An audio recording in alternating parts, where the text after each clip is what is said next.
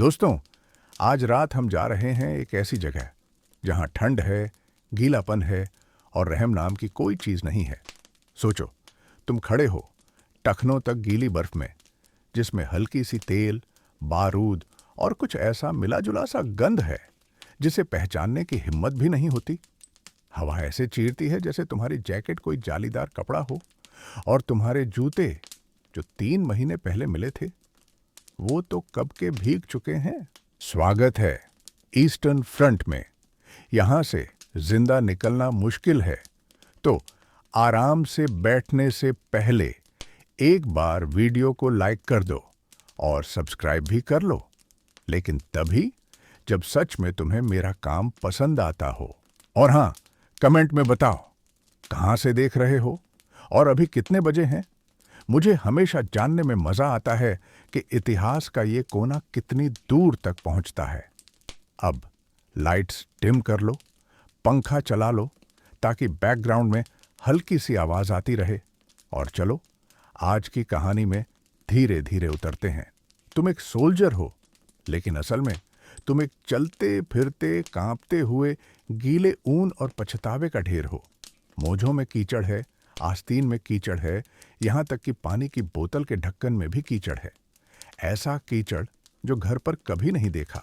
वो फिसलन वाला नहीं, बल्कि गाढ़ा, चिपचिपा, काला कीचड़ जो ऐसे चिपकता है जैसे कोई गुनाह। ये वही कीचड़ है जो कान में फुसफुसाता है, तू यहां से नहीं जाएगा। मौसम है 1901 का पतझड़। तुम सोवियत इलाके में घुस चुके हो ऑपरेशन बारबारोसा के तहत, जो पोस्टरों के हिसाब से तो बिजली की रफ्तार से जीतने वाला मिशन था। ब्लिट्जक्रिग बोले थे, आसान जीत। क्रिसमस तक तो मास्को में शराब पी रहे होंगे, लेकिन हकीकत में तुम कीचड़ में कोहनी तक ढंसे हो। अपनी राइफल ढूंढ रहे हो, जो तब गिर गई जब तुम मुंह के बल एक और गड्ढे में फिसल गए, जो तुम्हारे नक्शे में था ही नहीं। किसी ने कीचड़ के बारे में सच में नहीं बताया था। सोवियत्स के बारे में बताया था। बोले थे भाग जाएंगे, कुछ भागे भी, लेकिन ज्यादातर नहीं। और जो रुके, उन्हें ये जमीन ऐसे पता है जैसे कसाई को हड्डी। वो बस इतना पीछे हटते हैं कि मौसम ही तुम्हें मार डाले। और ये बात कोई भर्ती के पर्चे में नहीं लिखता। यहाँ का मौसम पर्सनल है। इसका मूड है कभी शांत, कभी बर्फीला तूफान। एक दिन सड़कें धूल से भरी, अगले दिन दलदल। तुमने टैंकों को कीचड़ में डूबते देखा है। डूबना मतलब सच में डूबना। एक पैंजर कमांडर को बच्चे की तरह रोते देखा जब उसकी मशीन कीचड़ में धंस गई और बाहर ही नहीं आई। क्रू ने उसे वहीं छोड़ दिया। इंजन चलता रहा जैसे कोई मरता हुआ जानवर कीचड़ में कराह रहा हो। तुम्हारे पैर तो विस्टुला के बाद से सूखे ही नहीं। सूखे मौजों का एहसास अब बस याद सा है, जैसे गर्म कॉफी या सुकून वाली खामोशी। अब तो सब कुछ गीला है, जूते गीले, दस्ताने गीले, और शायद तुम्हारी त्वचा भी। सुन्नपन में पता ही नहीं चलता। अब तो पैर में कुछ अजीब सा हो गया है, जिसे तुम्हारा मेडिक हंसते हुए लोकल फ्लेवर कहता है। इतिहासकार आज भी बहस करते हैं कि जर्मन कमांड को सच में पता था कि रूसी पतझड़ उनकी सेना का क्या हाल करेगा, या बस उम्मीद थी कि वो मौसम से तेज भाग जाएंगे। लेकिन ऐसा हुआ नहीं, और अब हर गीले कदम के साथ तुम उनकी उम्मीदों की कीमत चुका रहे हो। यहां सिर्फ जमीन ही नहीं, हवा भी अजीब है। इसमें एक अजीब सी गंध है, गीले भूसे, जलती घास, बारूद और नहाए न हुए आदमियों की। हफ्तों से नहाए नहीं, कोई भी नहीं। नाक से कम सांस लो तो थोड़ा ठीक लगता है। पेड़ ऐसे खड़े हैं जैसे गवाह हों। बर्च, पाइन, जले हुए ठूंठ, सब रास्तों के किनारे ऐसे भीड़ लगाए जैसे तुम्हें कहीं ले जाना हो। हर वक्त कुछ न कुछ सरसराता है, शायद लोमड़ी या चूहे या फिर पार्टीजन। कान कभी आराम नहीं करते, नींद में भी नहीं। यहाँ की खामोशी सुकून वाली नहीं, इंतजार वाली है। रात की एक अजीब बात, अब तो अपने जुओं को नाम देने लगे हो। अर्नस्ट तुम्हारी कॉलरबोन के पास रहता है, स्मोलेंस्क से साथ है। रिश्ता भी अजीब है। तुम्हारी यूनिफॉर्म परेड के लिए बनी थी, न कि बर्फ या दलदल के लिए। ऊन पतला है, जूते सख्त हैं और ओवरकोट जो शायद बर्लिन के किसी ऑफिस में बैठा आदमी बनवाता है, जिसने कभी मैदान में सूरज नहीं देखा, वो तो जांघ तक भी नहीं पहुंचता। तो तुमने जुगाड़ कर लिया है। किसी फार्म से चुराया हुआ स्कार्फ, फटे कोट से बनाए दस्ताने, और जहां जगह मिले वहां एक्स्ट्रा मोजे। एक सूखी कंबल के लिए तो आखिरी सिगरेट भी दे दो, बिना सवाल के। रात को ठंड ऐसे आती है जैसे कोई घमंडी हो। काटती नहीं, बल्कि धीरे धीरे अंदर घुसती है, हड्डियों में घर बना लेती है। सुबह उठते हो तो और ज्यादा कांपते हो। अगर सोए हो तो कई बार तो बस कीचड़ में पड़े रहते हो, आंखें खुली, अपनी सांसें देखते हुए सोचते हो सुबह तक हिल भी पाओगे या नहीं। और सबसे बुरी बात, फिर भी चलना पड़ता है। ओ नर्डर आते हैं और तुम फिर से निकल पड़ते हो ऐसे रास्तों पर जो पहियों का मजाक उड़ाते हैं, आगे बढ़ो की सोच का मजाक बनाते हैं।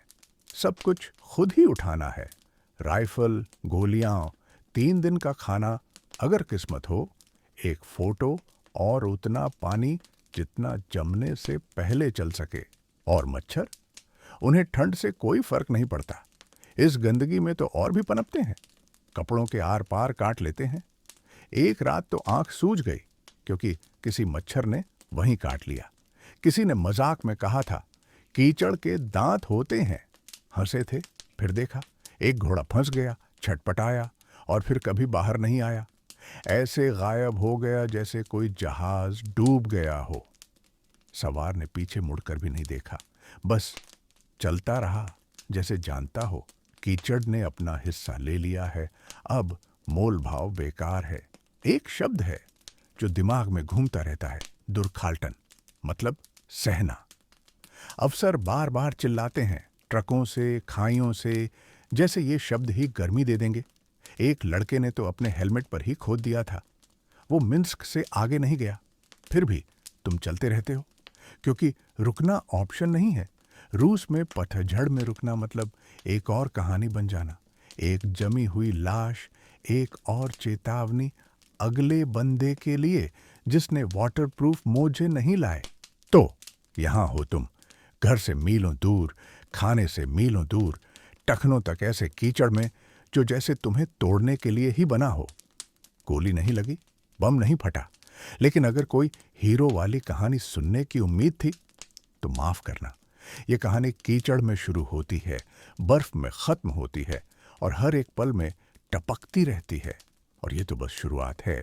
ये सब शोर से शुरू होता है, कोई बड़ा धमाका नहीं, वो तो आसान है, उसकी आदत हो जाती है। ये शोर कुछ और है, गड़बड़ सा, लेयर वाला, जैसे कोई फैक्ट्री दूर से गरज रही हो, जैसे कोई भगवान गला साफ कर रहा हो। तुम पहचानते हो, लेकिन बहुत देर से टैंक आ रहे हैं, दर्जनों टैंक। उनके साथ ट्रकों की तेज आवाज, तोपों की गूंज और सोवियत जवाबी हमले की भारी गड़गड़ाहट। अब 1941 है और तुम फंस चुके हो इस मांस के चक्की में। तुम हो आर्मी ग्रुप सेंटर का हिस्सा, जर्मन सेना के 3 बड़े कॉलम में से एक, जिसने गर्मियों में सोवियत यूनियन को चीर डाला था। 3 मिलियन से ज्यादा सोल्जर, 6 लाख गाड़ियां, 7.5 लाख घोड़े, सब एक ही दिशा में, जैसे खून नसों में दौड़ता है। और शुरू में तो सब सही चला, तुम उम्मीद से भी तेज बढ़े। सोवियत लाइनें टूट गईं, शहर गिर गए, जीत तुम्हारी लग रही थी। लेकिन फिर सब कुछ अटकने लगा। तुम कोई जनरल नहीं हो, तुम नक्शा ऊपर से नहीं पढ़ते, तुम नक्शा अपने पैरों से महसूस करते हो। फटे, खून से सने, गंदे मौजों में लिपटे हुए। तुम्हें पिंसर मूवमेंट या स्ट्रैटेजिक टारगेट्स के बारे में कुछ नहीं पता। तुम्हें बस इतना पता है कि तुम्हें धकेला जा रहा है एक ऐसी सोवियत फौज की तरफ जो मरने का नाम ही नहीं लेती। तुम्हारा एक दोस्त है, मशीन गनर, नाम है डाइटर। वो बार बार एक ही बात बोलता है, ये लोग इंसान नहीं हैं। मजाक लगता है, लेकिन है नहीं। उसका मतलब है रशियन।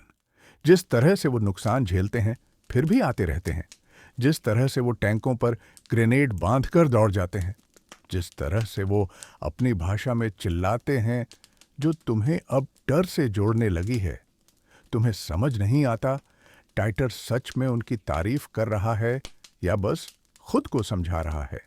शायद दोनों। सोवियत्स अब सीख रहे हैं, बहुत तेज। जून में तुम उन्हें दौड़ा रहे थे, अक्टूबर आते आते वो चालाक हो गए। वो बस इतना पीछे हटते हैं कि तुम्हारी लाइनें लंबी हो जाएं। फिर जब तुम थक जाओ, भूखे हो जाओ, तोपों से हमला कर देते हैं। ये कोई फिल्मी लड़ाई नहीं, ये सीधा, बेरहम और असरदार है, जैसे भालू का जाल। तुम एक कदम आगे बढ़ते हो और जाल बंद। इतिहासकार आज भी बहस करते हैं कि स्टालिन को सच में लगा था कि हिटलर हमला करेगा या उसने बस गलत दांव खेला। जो भी हो, जब हमला हुआ सोवियत फौजें तैयार नहीं थीं, लेकिन रूस के पास एक हथियार है, जगह। जितना आगे बढ़ो उतना मैदान खुलता जाता है और मौत का इलाका लंबा होता जाता है। यहां सिर्फ रशियन ही नहीं, ये जमीन भी तुम्हारे खिलाफ है। पेड़ अजीब पैटर्न में गिरते हैं, बारूदी सुरंगें पहियों के निशान में छुपी होती हैं। सुना है पूरी की पूरी कॉलम जंगल के शॉर्टकट में गायब हो जाती है। बाद में कोई टायर के निशान देखता है और कुछ नहीं, जैसे जंगल ने सबको निगल लिया हो। एक शब्द बार बार सुनते हो, केसेल शलाख्त, कॉल्ड्रन बैटल। सुनने में तो सूप जैसा लगता है, लेकिन असल में इसका मतलब है तुम्हारी यूनिट गिर गई है, चारों तरफ से कट गई है। फिर वो तुम्हें पकाते हैं, या तो तुम भाग निकलो या फिर हड्डियों और हेलमेट्स में बदल जाओ। सोवियत्स को ये कॉल्ड्रन बहुत पसंद है। हर बार नहीं जीतते, लेकिन जब जीतते हैं तो बहुत गंदा होता है। तुम्हारे अफसर अब भी सोचते हैं कि वो जीत रहे हैं। वो स्ट्रैटेजिक विथड्रॉल और फ्रंट की रीओर्गेनाइजेशन जैसी बातें करते हैं। तुम इसे सीधा सीधा भागना कहते हो। हर दिन तुम्हारी कॉलम पतली होती जा रही है। कम ट्रक, कम बंदूकें, कम आदमी। जो बचे हैं वो अब चुप रहते हैं। न कोई गाना, न कोई हीरो बनने की बातें। अब बस सर्वाइवल की बात है। अब बस ये देखना है कि किसके पास कॉफी बची है या किसकी राइफल अभी भी चलती है। आज की अजीब बात, कुछ लोग अपनी जैकेट पर सोवियत बटन टांकने लगे हैं, छुपने के लिए नहीं, बस किस्मत के लिए।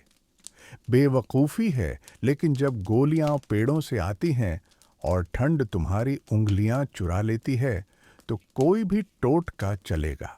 तुम एक गांव से गुजरते हो जहां कोई आंख मिलाता भी नहीं। एक दादी आग पर कुछ पका रही है, उसका पोता लकड़ी के खंभे के पीछे से तुम्हें देख रहा है, आंखें बिल्कुल खाली। समझ नहीं आता वो डरे हुए हैं या बस थक चुके हैं। तुम कहना चाहते हो, मैं वो राक्षस नहीं हूं जो तुमने सुना है, लेकिन शायद हो। शायद यहां सब हैं। ट्रेनिंग में तुम्हें जंग कुछ और लगती थी। साफ सुथरी यूनिफॉर्म, लाइन में चलना, सब कुछ परफेक्ट। यहां तुम्हारी जैकेट तार से सिली है, हेलमेट में बड़ा सा डेंट है और एकमात्र साफ चीज है चम्मच। उसमें जो भी आ जाए वही खा लेते हो।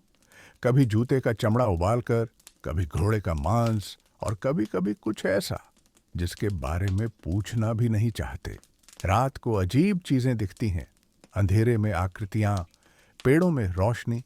कभी कभी तो बस नॉर्दर्न लाइट्स होती हैं, हरी पट्टियां आसमान में लहराती हुई।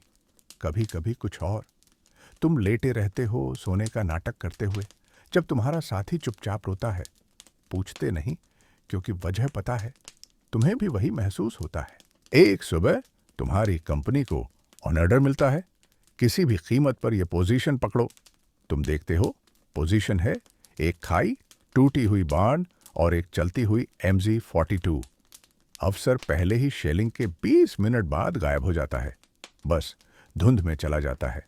कोई नहीं देखता कहाँ गया, शायद खो गया या शायद खुद ही गायब होना चाहता था। दोपहर तक आधी यूनिट खत्म हो चुकी है। शाम तक लगातार गोलाबारी से एक कान से सुनाई देना बंद। फिर भी टेक्निकली पोजीशन तुम्हारे पास है। बार्न गायब, मशीन गन जाम और खाई में वो सब है जिसके बारे में कोई बात नहीं करता। लेकिन तुम अब भी हो, तुम और कुछ और लोग पेड़ों की तरफ देखते हुए, अगली लहर का इंतजार करते हुए। सोवियत्स अटैक करते हैं, धड़कनों की तरह, लहरों की तरह नहीं, जैसे दिल की धड़कन। पहले कात्यूशा रॉकेट्स की चीख, फिर सन्नाटा, फिर पैदल सेना की सीटी, फिर गोलियों की आवाज, फिर से सन्नाटा। हर धड़कन तुम्हारा एक हिस्सा ले जाती है, हमेशा शारीरिक नहीं, कई बार दिमागी, कई बार दिल से। हर बार लगता है जैसे आत्मा छोटी होती जा रही है।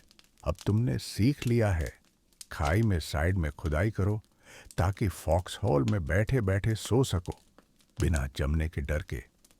बैठे बैठे सोते हो, राइफल गोद में, एक आंख आधी खुली। हफ्तों से कोई सपना नहीं देखा।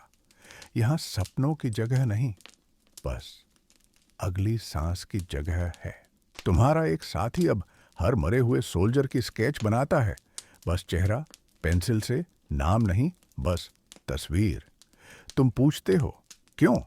वो कंधे उचकाता है। किसी को तो याद रखना चाहिए। बाद में वो तुम्हें एक स्केच देता है, शायद कोई 16 साल का रूसी लड़का। तुम उसे अपनी जेब में रखते हो। क्यों? पता नहीं। अक्टूबर के आखिर तक कीचड़ फिर लौट आता है। मांस की चक्की अब रुकती है, दया से नहीं, बल्कि लॉजिस्टिक्स से। ट्रक नहीं चल सकते, घोड़े मर जाते हैं। अब सारा सामान पैदल उठाना है, क्योंकि मशीनें जवाब दे चुकी हैं।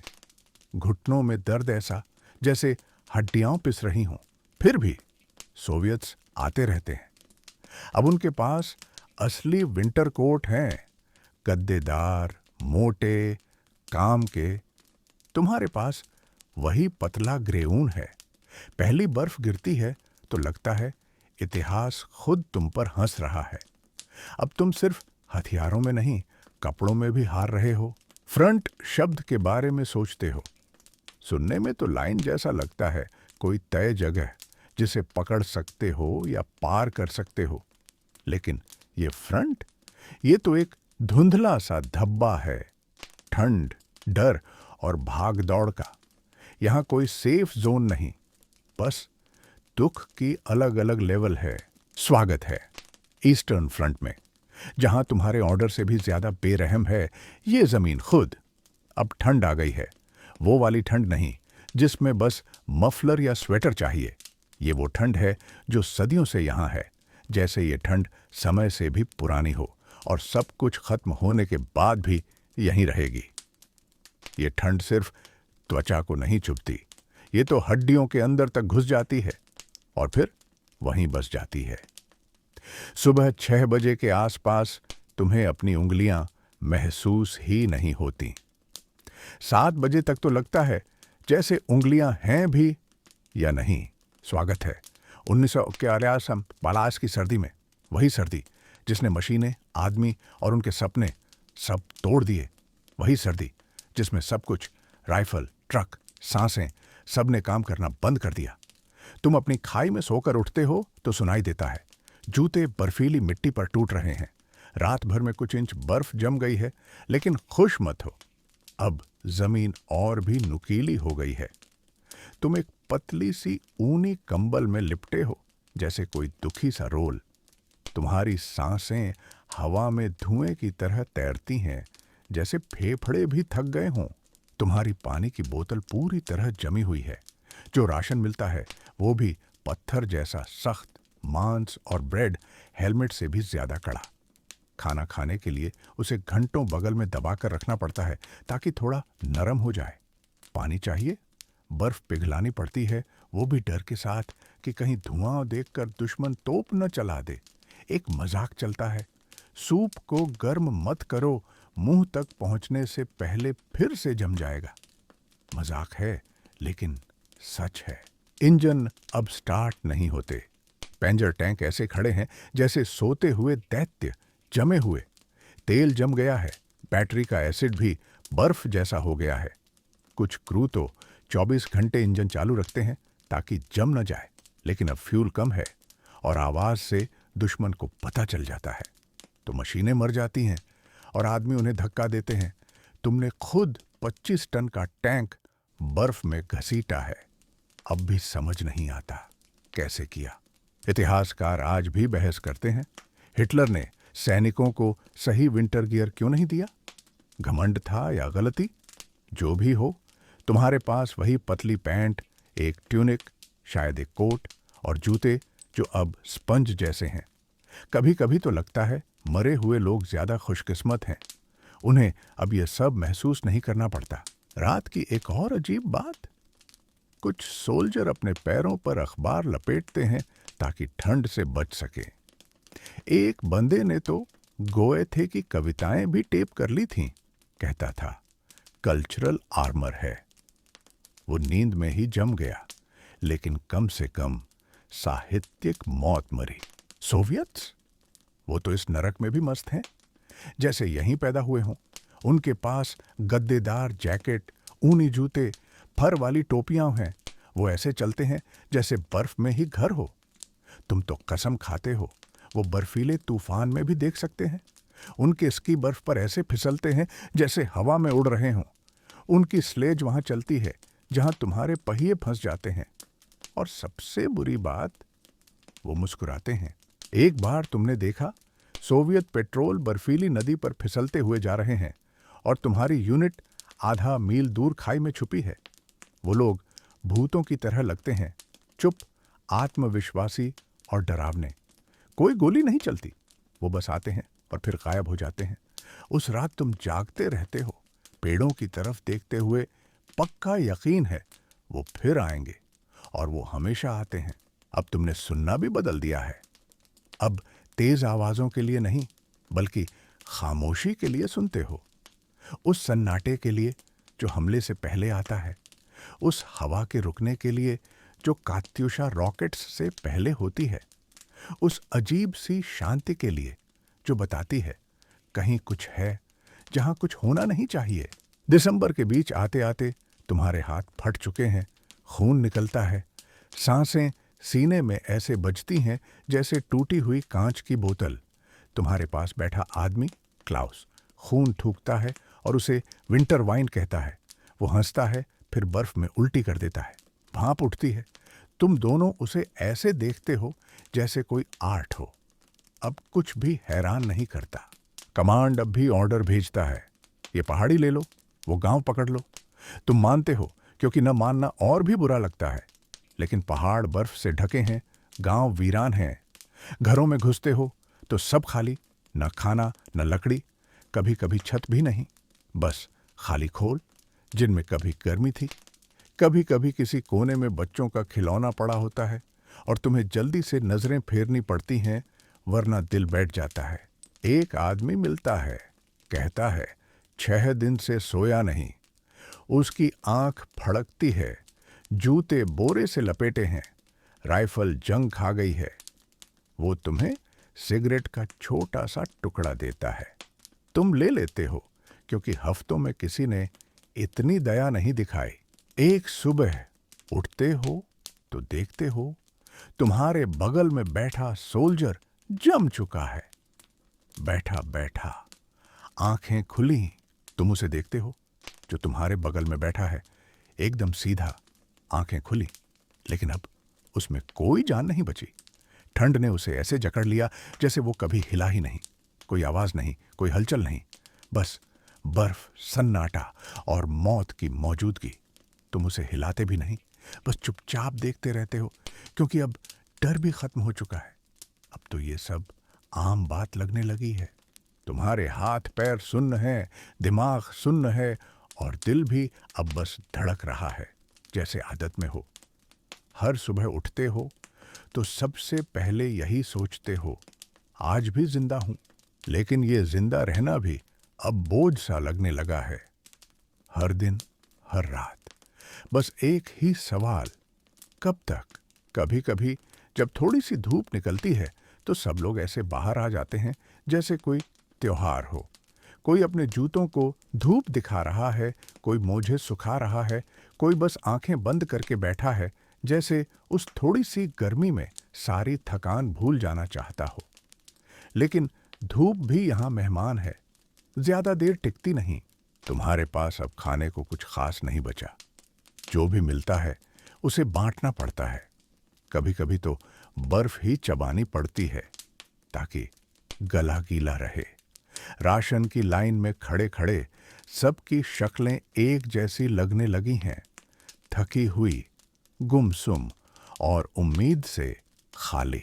रात को जब हवा और तेज हो जाती है तो खाई में सब और पास पास आ जाते हैं ताकि एक दूसरे की गर्मी से बच सकें।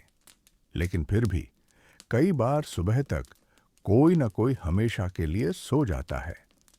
अब मौत से डर नहीं लगता, बस हैरानी होती है कि अगला नंबर किसका है। कभी कभी दूर से कोई गाना सुनाई देता है। शायद कोई अपने गांव की याद में गा रहा है या बस खुद को बहलाने के लिए। वो आवाज भी बर्फ में दब जाती है, लेकिन कुछ पल के लिए सबको घर की याद दिला देती है। तुम्हारे अफसर अब भी ऑर्डर देते हैं, आगे बढ़ो, पीछे मत हटो, दुश्मन को रोको। लेकिन अब ये सब सुनकर भी कोई असर नहीं होता। सबको पता है यहां लड़ाई सिर्फ दुश्मन से नहीं, बल्कि ठंड, भूख और थकान से भी है। कई बार जब बर्फ बहुत ज्यादा गिरती है तो खाई ही गायब हो जाती है। सब कुछ सफेद, सब कुछ एक जैसा। तुम सोचते हो अगर अभी यहां मर गए तो शायद कोई कभी तुम्हें ढूंढ भी ना पाए। अब तो बस एक ही ख्वाहिश है, किसी तरह ये सर्दी खत्म हो जाए और तुम फिर से सूरज की गर्मी महसूस कर सको। लेकिन ये सर्दी, ये जमीन और ये जंग, तीनों ने जैसे कसम खा ली है तुम्हें तोड़ने की। और इसी सब के बीच कहीं दूर से फिर वही आवाज आती है, तोपों की, गोलियों की और इंसान की हिम्मत की। क्योंकि यहां ईस्टर्न फ्रंट पर जिंदा रहना ही सबसे बड़ी बहादुरी है।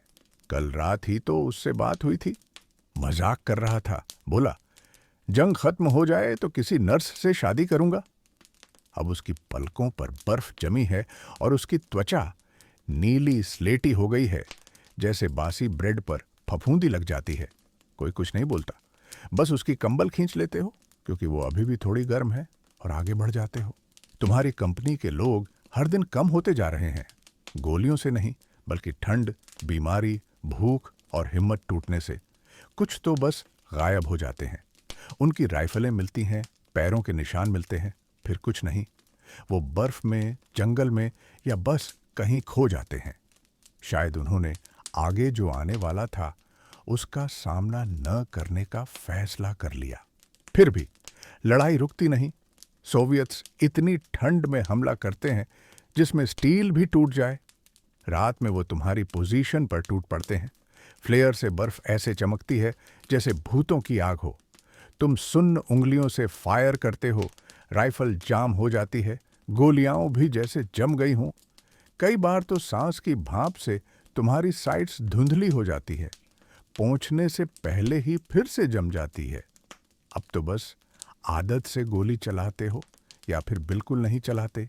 अब तो हर चीज की लेयरिंग शुरू कर दी है। टोपी पर स्कार्फ, हाथों पर कपड़े, पुराने सैंडबैग को ओढ़ना, जो भी मिले। अगर किसी और सोल्जर को पहनना पड़े तो भी चलेगा, बस गर्मी मिल जाए। फैशन तो कब का चला गया। स्कूल में जनरल विंटर के बारे में सुना था, लगा था कोई कहानी है, कोई मजाक। अब समझ आया वो असली है, कोई इंसान नहीं, एक ताकत है, बिल्कुल बेरहम, बिल्कुल ठंडी, और सदियों से यहां है। वो हमला नहीं करता, बस इंतजार करता है और हमेशा जीतता है। एक दिन रेडियो पर खबर आती है, सोवियत्स का नया काउंटर अटैक। बोला जाता है छोटा सा धक्का है, लेकिन ये झूठ है। वो सब कुछ झोंक देते हैं। टैंक जिनके इंजन अलाव से गर्म किए गए हैं, सोल्जर जो मदरलैंड के गाने गाते हुए दौड़ते हैं, ऊपर से प्लेन जो गुस्से में भिनभिनाते हैं। तुम तब तक फायर करते हो जब तक तुम्हारी राइफल का बैरल टेढ़ा ना हो जाए।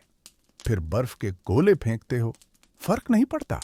किसी मोड़ पर जीतने की चाहत खत्म हो जाती है। अब बस जीना है। एक और दिन, एक और रात, एक और ठंडी सुबह जिसमें तुम्हारी कॉफी जली हुई ब्रेड के टुकड़ों से बनी है और मोजे अब भी गीले हैं।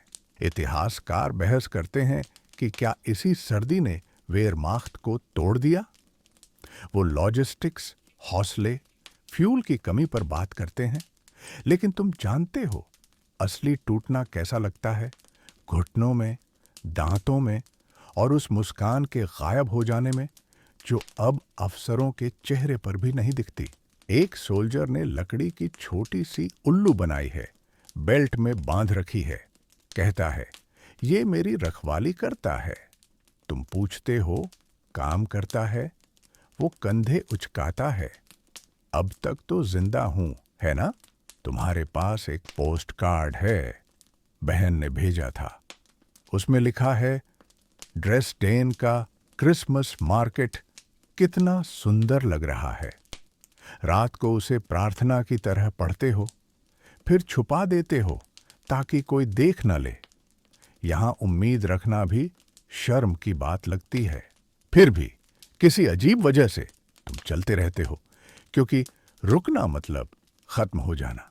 और तुमने देख लिया है, जो रुकते हैं वो बर्फ की मूर्तियां बन जाते हैं, एकदम शांत, एकदम सही, जैसे कोई यादगार कि ये फ्रंट असल में क्या है?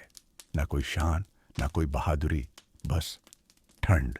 अब सोचो, मशीन गन उठाए चल रहे हो, जबकि 3 दिन से पेट में कुछ गया ही नहीं। हथियार का वजन बच्चे से भी ज्यादा लगता है और तुम्हारे हाथ ऐसे हैं जैसे उबले हुए नूडल्स। हर कदम बर्फ में 1 इंच धंस जाता है और आगे बढ़ना ऐसे लगता है जैसे ईंटों से भरी स्लेज घसीट रहे हो। एक वक्त के बाद पेट में उठने वाले दर्द को भी नाम देने लगते हो। लो, हेनरिक फिर आ गया और ऑटो भी वापस आ गया। खाना अब सिर्फ कम नहीं, बल्कि जैसे कोई कहानी हो। सुना है पीछे सप्लाई में सॉसेज है, वो भी असली, जिसमें मांस है। एक बाइट के लिए जूते दे दो, एक गरम आलू के लिए आत्मा बेच दो। आखिरी असली खाना शायद कोई सूप जैसा था, जिसमें पाउडर, उबला पानी और एक बदकिस्मत चुकंदर था, वो भी 3 दिन पहले। सप्लाई लाइनें खराब नहीं हैं, असल में वो बस कागज पर हैं। कागज पर तो सब कुछ है, लेकिन असल में तुम पेड़ की छाल चबा रहे हो। लॉजिस्टिक्स ने तो जैसे तुम्हें भुला ही दिया है। घर चिट्ठी लिखते हो, माँ से मोजे और सलामी मांगते हो। शायद माँ को लगता है तुम मजाक कर रहे हो, लेकिन तुम सच बोल रहे हो। घोड़ों का हाल और भी बुरा है। लाखों घोड़े लाए गए थे सामान ढोने के लिए, अब बर्फ में गिर जाते हैं। पसलियां दिखती हैं, आंखें कांच जैसी हो जाती हैं।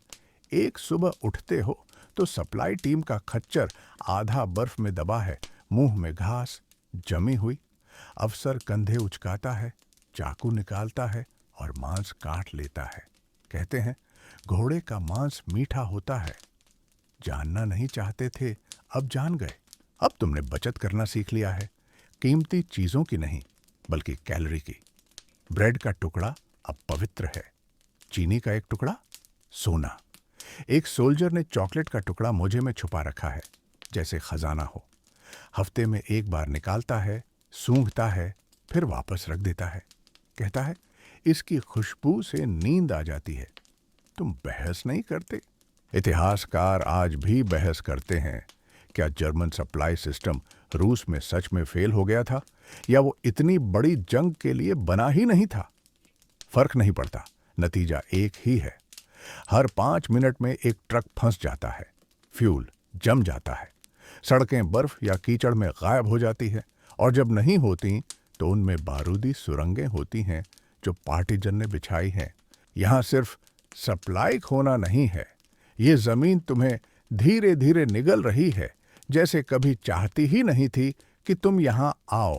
इस हफ्ते की अजीब बात, अब तुम्हारी कंपनी सप्लाई ट्रकों को नाम देने लगी है, जैसे पालतू जानवर।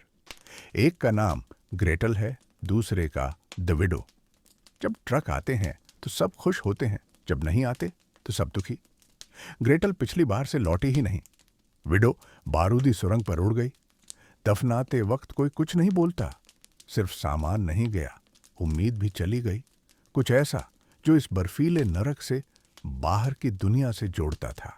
और फिर आती है डायरिया, वो भी ऐसी जो हिम्मत तोड़ दे। पहचान जाते हो, कोई पेड़ के पीछे भागता है, आंखों में डर, पहले हंसी आती है, फिर जब खुद पर बीतती है तो दुआ करते हो कि पत्ते जहरीले न हों और बर्फ पहुंचने के लिए काफी हो। एक बंदा तो वापस ही नहीं आया, कहते हैं वहीं बैठ गया, फिर कभी उठा ही नहीं। पानी भी अब सुरक्षित नहीं, बर्फ पिघलाओ तो उसमें भी गंदगी है। पास की नदी, उसमें से अजीब सी बदबू आती है। जब उबाल सकते हो तो ठीक, वरना बस दुआ करते हो। अब तो पेट से ऐसी आवाजें आती हैं कि जंगली जानवर भी डर जाए, जैसे कोई बैंड बज रहा हो। अगर ईस्टर्न फ्रंट पेट ऑर्केस्ट्रा नाम का बैंड होता तो तुम उसमें लीडर होते। फिर भी कमांड को लगता है सब ठीक है, ऑर्डर आते रहते हैं। अक्सर कोई 50 मील पीछे बैठा अफसर भेजता है, अगली पोजीशन पर बढ़ो, यहां खाई खोदो। मन करता है गालियां लिखकर भेजो, लेकिन फिर भी राइफल उठाते हो और आगे बढ़ जाते हो, क्योंकि यही करना है। एक दोपहर एक जला हुआ गांव मिलता है। इमारतें अब बस काले दांत जैसी हैं, बर्फ में जले हुए लकड़ी के टुकड़े जैसे टूटा जबड़ा। कोई इंसान नहीं, बस एक कुआं। टिन का कप डालते हो, पानी गर्म है, बहुत गर्म, पीते नहीं। एक घर में मुर्गी का खाली दड़बा मिलता है, लेकिन उसमें एक पंख पड़ा है, उसे उठा लेते हो। काम का नहीं, बस इसलिए कि वो अलग है, रंग की, जिंदगी की, घर की याद दिलाता है। किसी को नहीं बताते, वरना या तो हंसेंगे या खाने की बात करेंगे। डाक कभी कभी 2 हफ्ते में आती है। घर की चिट्ठियां अब सबसे कीमती चीज है। उन्हें सिगरेट की तरह आपस में बदलते हो, शब्द नहीं, बल्कि उनके होने का एहसास। अब किसी और चीज से गर्मी की उम्मीद नहीं, लकड़ी खत्म हो गई है। अब पुराने बक्से, बाढ़, कभी कभी फर्नीचर जलाते हो। एक बंदे ने शतरंज की बिसात जला दी, बाद में रो पड़ा, कहता है दादा की याद आ गई। कोई हंसा नहीं, सब समझ गए। अब सोचो घर वाले क्या सोचते होंगे। शायद उन्हें लगता है सोल्जर लाइन में चलते हैं, चमकते जूते, भरा पेट, सब कुछ ठीक। उन्हें नहीं दिखता ये सुन्न उंगलियां, जुएं की फौज, रात रात भर खांसी और खून छुपाते हुए सोना। उन्हें लगता है जंग तेज और शोर वाली है, लेकिन अब तुम सच जानते हो, जंग धीमी है, घिसटती है, रिसती है, इंतजार कराती है। एक दिन कुक्स एक कुत्ते को मार देते हैं, जर्मन शेफर्ड, जो हफ्तों से यूनिट के साथ था। मेस में कोई कुछ नहीं बोलता, स्टू कुछ ज्यादा ही गाढ़ा है, फिर भी खाते हो। कोई उस कॉलर की बात नहीं करता जो टेंट के पीछे दफन है। अब तो हर वक्त खाने के सपने आते हैं, कोई दावत नहीं, बस बेसिक चीजें। एक तला हुआ अंडा, एक कप गरम कॉफी, असली कॉफी, वो पाउडर वाला नकली नहीं। अगर ध्यान लगाओ तो उसकी खुशबू अब भी याद है। कई बार लगता है सच में है, फिर जागते हो तो कंबल चबा रहे होते हो। सोवियत्स को तुम्हारी सप्लाई की हालत पता है, और उन्हें ये बात बहुत अच्छे से पता है। अब तो वो प्लेन से पर्चे गिराते हैं, ताने मारते हुए। तुम्हारी बीवियां गरम हैं, एक पर्चा कहता है। तुम्हारा फ्यूरर झूठ बोल रहा है, दूसरा कहता है। तुम उन्हें इकट्ठा करते हो जैसे कोई कार्ड हो। एक पर्चे में हिटलर की तस्वीर है, बर्फ में जमे हुए। उसे अपने खाने के डिब्बे पर चिपका लेते हो। हंसी आ जाती है, और यहां हंसी भी कीमती है। अब तो ये भी नहीं पता फ्रंट कहां है। लाइनें धुंधली हो गई हैं। कई दिन 10 मील चलते हो, कोई दुश्मन नहीं दिखता। कभी कभी तो वो पहले से इंतजार कर रहे होते हैं। कैसे? अब तो लगता है पेड़ों ने उन्हें बता दिया। अफसर अब शांत हो गए हैं, कम चिल्लाते हैं, ज्यादा फुसफुसाते हैं। पहले जो अफसर सलाम के लिए डांटता था, अब खुद पहले सलाम करता है। एक के पास स्नैप्स की बोतल है, दवा की तरह पीता है। अब वक्त को भी अजीब तरीके से गिनते हो। वो बात 3 सड़ी ब्रेड पहले हुई थी, या क्या वो तब हुआ था जब हांस की उंगली गई थी? कैलेंडर का कोई मतलब नहीं, दिन गिनना कब का छोड़ दिया। अब तो बस पल, खाना और ठंड है। फिर भी चलते रहते हो, क्योंकि यही कहा गया है, क्योंकि और कुछ करना आता नहीं, क्योंकि कहीं ना कहीं दिमाग के किसी कोने में लगता है एक और कदम शायद बचा ले, या पीछे ले जाए, या बस किसी गर्म खलिहान तक पहुंचा दे। लेकिन असल में चलते इसलिए हो क्योंकि रुकना मतलब सब कुछ तुम्हें पकड़ लेगा। भूख, ठंड, अकेलापन और वो सवाल, क्या कोई हमें लेने आएगा भी? अंधेरा है जब शोर शुरू होता है। अब तो हमेशा अंधेरा ही रहता है। दिन की रोशनी भी जैसे डरती है, बादलों के पीछे छुपी रहती है। लेकिन ये शोर, ये धुंध को ऐसे चीरता है जैसे कोई चाकू। और ये जर्मन नहीं है। राइफल की तरफ हाथ बढ़ाते हो जो अब पहले जैसी नहीं चलती। उंगलियां सख्त, ठंडी, पर्पल हो गई हैं।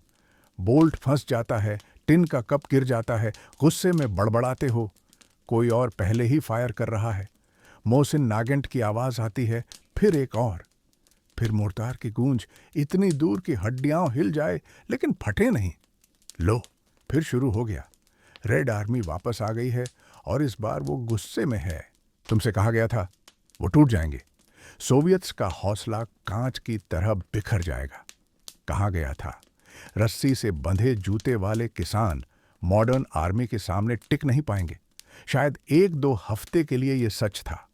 अब नहीं, अब वो खाइयों में जम गए हैं। अब वो ऐसे लड़ते हैं जैसे कोई भेड़िया अपने बिल में फंस गया हो।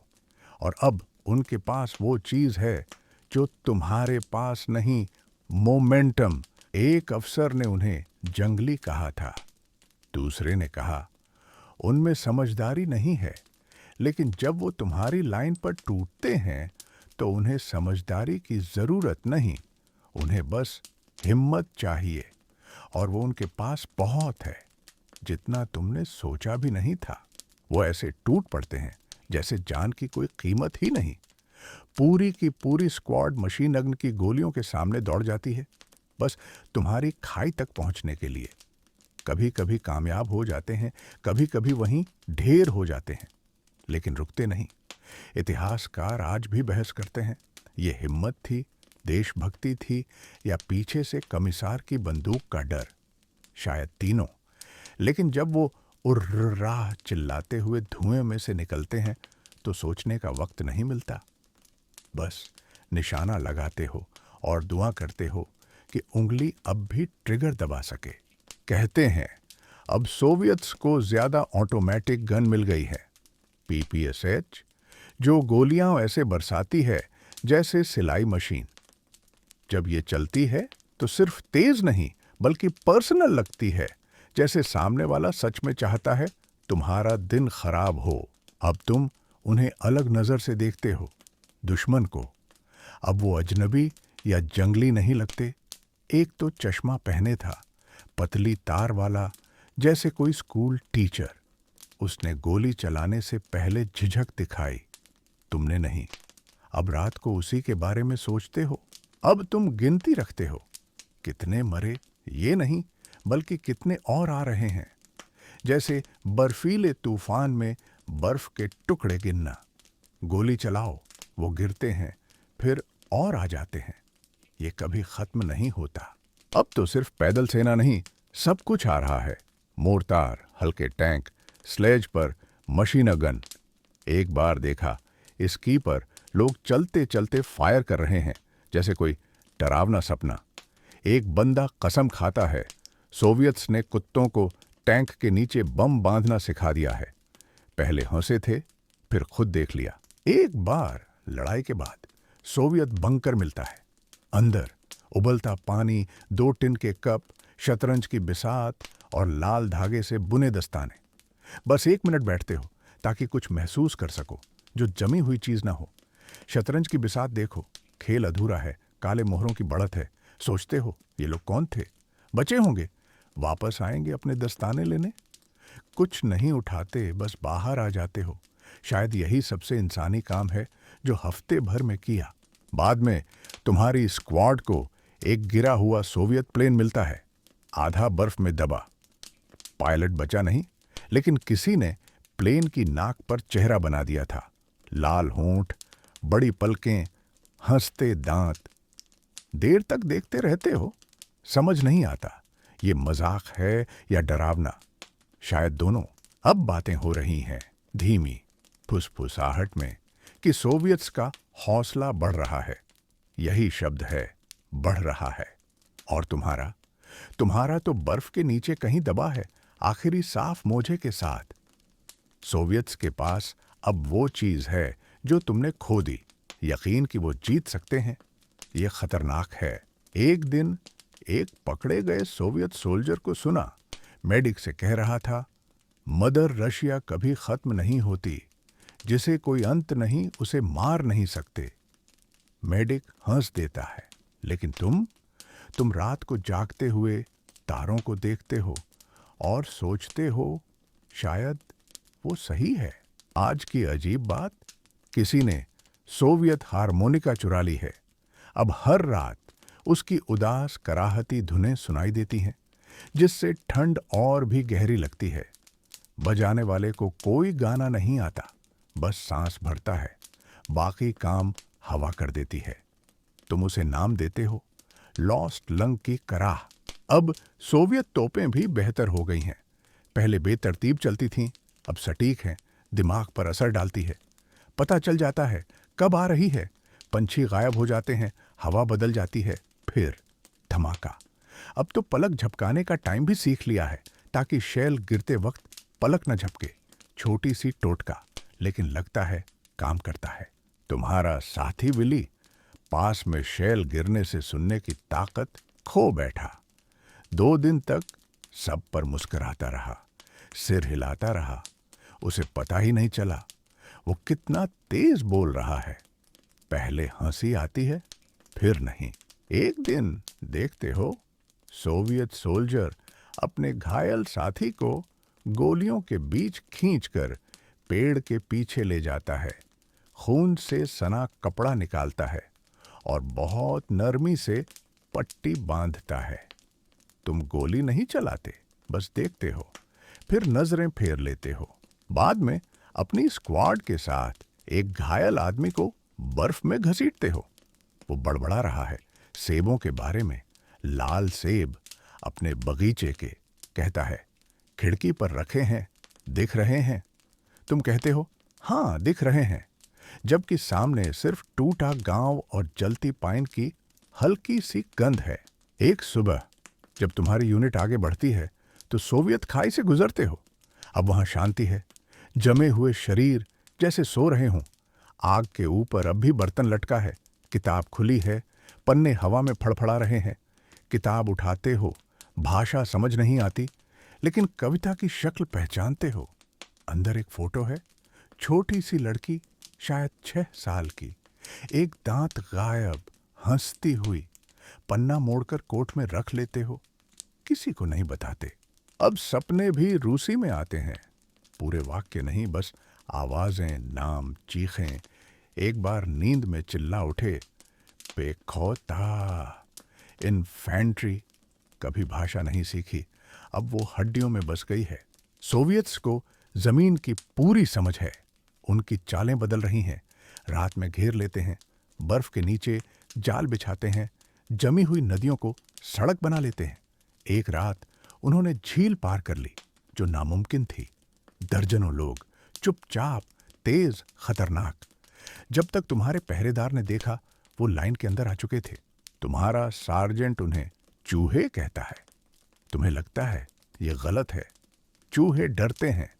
ये लोग, ये औरतें भी, हाँ, सोवियत यूनिफॉर्म में औरतें भी हैं, ये डरती नहीं, ये गुस्से में हैं। इन्होंने सब कुछ खो दिया है, घर, परिवार, सब कुछ। अब इन्हें सब वापस चाहिए। अब तुम उनका सम्मान करते हो, इसका मतलब ये नहीं कि पसंद करते हो, बस अब उन्हें कम नहीं आंकते, अब उन्हें नौसिखिया नहीं मानते, अब वो प्रोफेशनल हैं। दर्द इंसान को एक्सपर्ट बना देता है। एक बार लड़ाई के बीच कोई तुम्हारा नाम चिल्लाता है। पहला नाम कैसे पता चला, कभी नहीं जान पाए, लेकिन वो आवाज अब भी दिमाग में गूंजती है जब भी सोने की कोशिश करते हो। कोई था जो जानता था तुम कौन हो और चाहता था तुम यहां न रहो। अब हम और वो के बीच की लाइन भी धुंधली हो गई है। उनकी चालें अपनाने लगे हो, बर्फ में खाई बनाना, उनका छोड़ा सामान पहनना, जो भी खाने लायक मिले खा लेना। एक जोड़ी सोवियत दस्ताने मिले जो अब तक के सबसे गर्म हैं। पहन लिए, अब उतारते नहीं, किसी से बात भी नहीं करते। नींद अब लग्जरी है, जुआ है। आंखें बंद करो तो या तो पेट में संगीन लगेगी या फिर कभी जागोगे ही नहीं। इसलिए शिफ्ट में सोते हो, 10 मिनट यहाँ 20 मिनट वहाँ, एक जूता पहने, राइफल पास में, बर्फ में, पेड़ की जड़ों पर, जले हुए खलिहान में, यहाँ तक कि एक बार जले हुए सोवियत टैंक के नीचे जो अब भी गर्म था। अब तो गोलाबारी में भी सोना सीख लिया है। बैठे बैठे सोना सीख लिया है। सपने देखना छोड़ दिया है। लेकिन जब सपने आते हैं तो जंगल के होते हैं, वो भी परियों वाले नहीं। रूसी जंगल जो डर से भरे हैं। पेड़ इतने ऊंचे कि तारे भी नहीं दिखते। डालियां ऐसे चरमराती हैं जैसे कोई चेतावनी दे रही हो। और कहीं ना कहीं पार्टिजन, उनके बारे में पहले सुना था। फुसफुसाहट, अफवाहें, पूरी की पूरी सप्लाई वैनिश हो जाती है। पुल किसी के गुजरने के 1 घंटे बाद गिर जाता है। रेल लाइन रातों रात गायब। एक कप्तान ने कहा था, हम जंगल में आदमी से नहीं साय से लड़ते हैं। सही कहा था। वो आम सोल्जर नहीं, भूत हैं, कभी किसान कभी कातिल। इतिहासकार आज भी बहस करते हैं 1941 से 42 में कितने पार्टिजन थे। कोई कहता है हजारों, कोई कहता है डर और अफवाह ने गिनती बढ़ा दी। तुम्हें फर्क नहीं पड़ता, बस इतना पता है अब पेड़ों से डर लगता है। हवा में पत्तों की आवाज से भी चौंक जाते हो। जंगल के पास नहीं जाते, और जाना पड़े तो ट्रिगर पर उंगली और कस जाती है। वो तेज मारते हैं, जोर से मारते हैं और गायब हो जाते हैं। एक पल सप्लाई ट्रक के साथ जा रहे हो, अगले ही पल टायर फटता है, ग्रेनेड नीचे लुढ़कता है, कोई चिल्लाता है। जब तक खाई में कूदते हो वो जा चुके होते हैं। बस धुआं और दूर से स्की की आवाज। अब जोड़ी में चलते हो, फिर ग्रुप में, फिर अगर मिल जाए तो बख्तरबंद गाड़ी के साथ। फिर भी कोई फर्क नहीं पड़ता। पार्टिजन फेयर नहीं लड़ते, कुएं में जहर डाल देते हैं, स्टोव खराब कर देते हैं। एक बार तो टॉयलेट में बम लगा दिया। काला मजाक, लेकिन काम कर गया। एक बार एक पार्टिजन पकड़ा गया, शायद 17 साल का लड़का। गालों पर मिट्टी, आंखों में शांति, कोई डर नहीं। अफसर चिल्लाते हैं, वो चुप रहता है। मारते हैं, फिर भी चुप। ले जाया जाता है, फिर कभी नहीं दिखता।